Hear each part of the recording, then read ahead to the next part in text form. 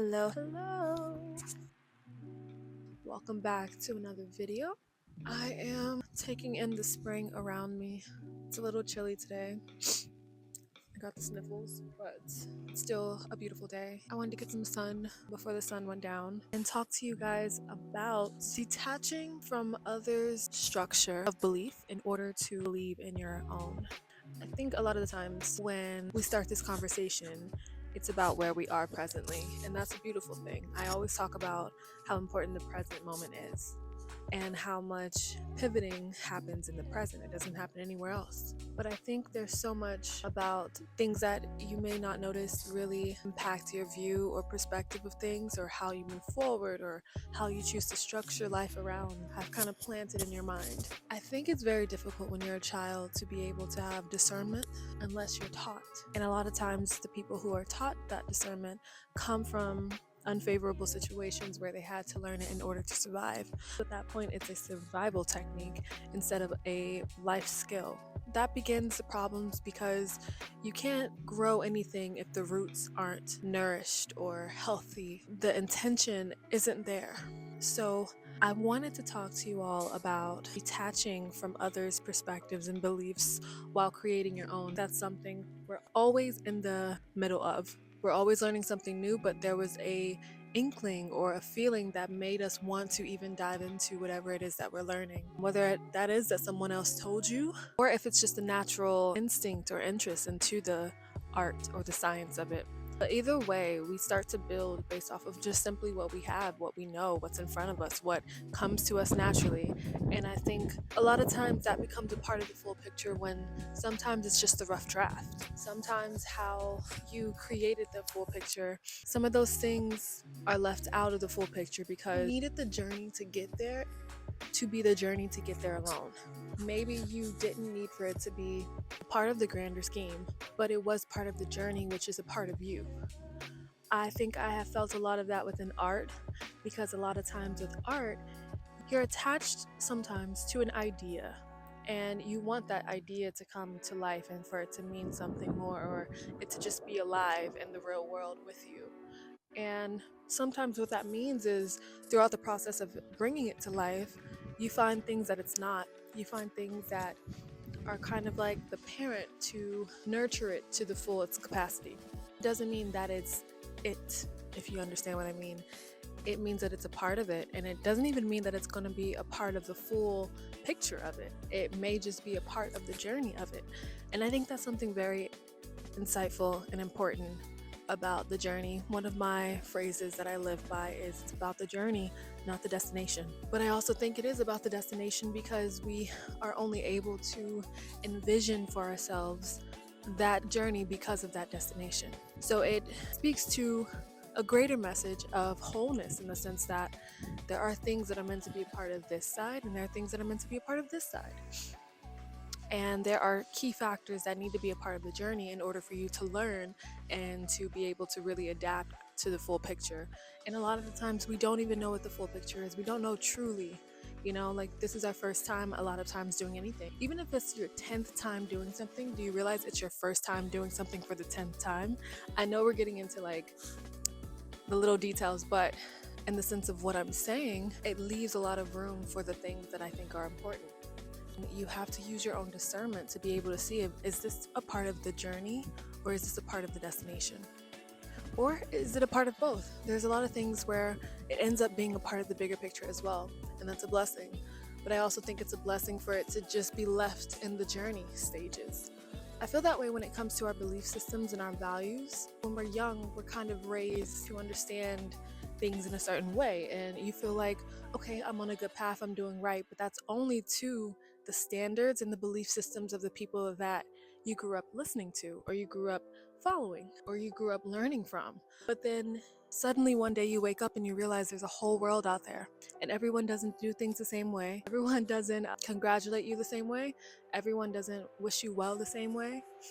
Everyone doesn't support you the same way. There leaves a lot to be desired for the journey, and how different people have had different skill sets in their journey to get them to the bigger picture. Stay with me. those things are valuable to those groups of people, and those type of ways of life are valuable to those people because they are ultimately going towards the same vision.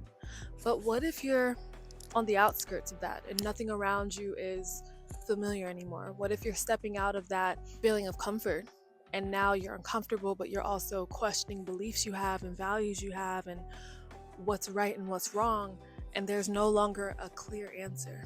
What do you do at that point? It's time to pivot. It's time to really get down in the roots and figure out, what is it that made me believe in this? What is it that I'm trying to achieve? What is my vision? What is my vision of success? What is my vision of family? What is my vision of love? And a lot of times that may lead to loneliness or solitude, but it's important that you realize how much you yourself are a seed and how things can grow from you. Things can grow to you, connect to you. You can find your way and find new ways to do things. There's always another way, there's always another person. Now, while that may feel free, I think it still gives you freedom to value the things that you do find that is aligned with who you are. You do find come to you naturally or really speak to you the way you like to be spoken to, metaphorically or literally. Like at the end of the day, your values and beliefs should lead you to the type of life that you want. Even if you're doing it to make someone else happy, I think we've had that conversation millions of times. I at least have heard it at least a million times. We're doing something to make our parents happy. We're doing things to make people around us who we care about happy, but we neglect ourselves in the attempt because we never really learned how you are a part of that pie as well. And if anything, you are the biggest piece. I think one of the most beautiful things is realizing that your best self only pours into the community around you. When you are completely filled, you overspill, you overpour into the community that's around you. That's your friends, that's your family, that's your loved ones, that's your mentees, that's your mentors, that's giving a place to everyone that's supposed to be in your circle. And there's a way to be happy. There's a way to truly be fulfilled in that. And it doesn't mean you're having to take too much or get greedy. There's certain situations where you getting all that you actually came for is in that other person's best interest as well. I'm not saying manipulate it, I'm not saying make it seem that way, but there is a way because there's a will. And I know you've heard that quote before. Where there's a will, there's a way. So as I always say in my videos, just want to start the conversation or continue the conversation. This is an important conversation because I think you do this multiple times throughout life. When you come to the time of starting a family, which is where I am, and I'm really excited about it and really intentional with it because the next few years are going to be the foundational periods for the family that I conceive and bring into this world. And it's just kind of incredible to think about. And I'm also leaving space and room for me to be wrong, for me to make mistakes, for it to not go right. But I also want to be intentional with my time, and I know how important it is. Even with these factors, there are different phases in life where even when that phase is over, there may come a time where it's time to reinvent yourself again and figure out what those values are now. Maybe another time to pivot. I think within each transition or graduation or change, sometimes you're even forced out of situations, and those are times of change or time to adapt to a new circumstance. Those are moments to reevaluate, what are my values? What is my vision for this?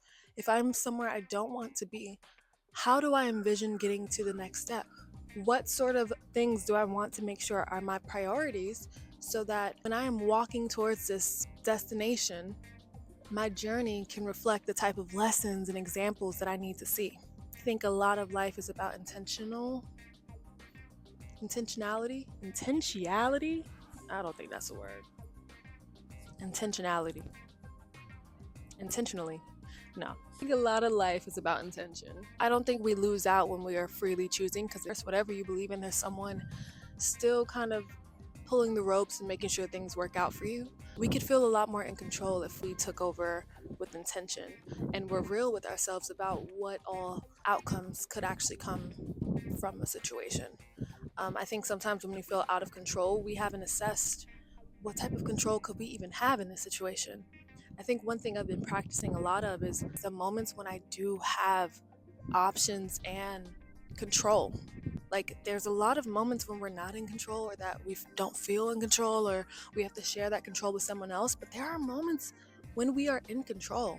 And I think really feeling the power or empowered in those moments really helped me to let go when I'm not. Shows me balance. It exemplifies the fact that only that I'm not alone and I'm not working alone, but also that thank God I don't always have control. Oh my God, what a responsibility that would be. Some moments where I walk forward with so much confidence, but you never know. You literally never know. You keep going and you figure out. Like, there's moments when there's a certain amount of knowingness. That knowingness is only from being in tune with. Outside of that, when you come back to being a human being, we literally never know. We only know when we're in co-collaboration with God or the universe. We truly never know. And because of that, that makes me remember like half of this, I never know. The other half, I just know for some reason. And I don't know why I know, I just know. That lets me know there is half of the time where I can at least feel in control and I don't have to worry about the times when I'm not. I really am able to let go and let God when I'm not. And those moments lead me to a lot of intentional time, intentional thoughts, intentional practices. And I think those are the things that over time create your beliefs and your values. It's definitely not a thing that you sit down and write, all the things down and you just have it. It's constantly working on it. It's seeing things on Tuesday and then seeing something else on Friday and being like, you know what? That's actually something I really value. And I really want to make sure I see that and that shows up in my life. Healthy and confident in all the things it needs to be. But yes, thank you all so much for watching my video. I hope, like I always say, this was a continuation of the conversation or starts a conversation in your own world. I will be back with more soon. I'll catch you guys in the next video. Okay, don't mind my nail. Also, I do everything in the world to kind of hide when my nails are not done to my standard, and these are, yeah, time's up. So hopefully in the next video you guys will see a better set, but this is what we got for now. But yeah, thank you guys so much for watching. Thank you for the support. Please like, share, and subscribe, and I'll see you guys next time.